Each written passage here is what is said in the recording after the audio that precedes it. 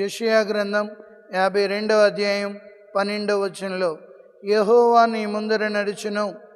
అవును ప్రియులారా, ఒక ప్రధానమంత్రి వస్తున్నాడంటే ఆయనకు ముందుగా Z+ సెక్యూరిటీ ముందుగా వెళుతుంది, అన్నీ పర్యవేక్షిస్తుంది. అన్నీ అనుకూలంగా ఉన్నప్పుడే వాళ్ళ ప్రయాణం కొనసాగుతుంది. మరి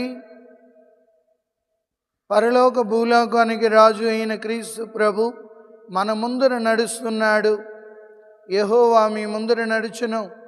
మరి ఆయనే మన ముందర నడిచినప్పుడు మనం ఎందుకు భయపడాలి?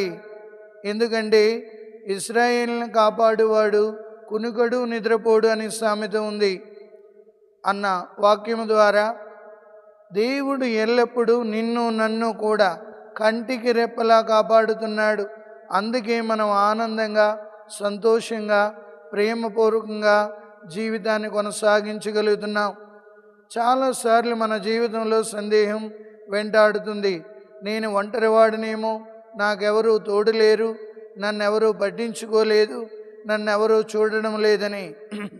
యెహోవా కన్నులు నీ మీదనే ఉన్నాయి ప్రియులారా. అందుకే కీర్తన 91:11లో ప్రభువు నిన్ను తన దూతల ఆధీనంలో ఉంచున్నాడు. నీ వెచ్చటికి వెళ్ళినను వారు నిన్ను కాచి కాపాడుదురు. నీ కాలు రాతికి తగిలి నవ్వకుండా వారు నిన్ను ఎత్తిపట్టు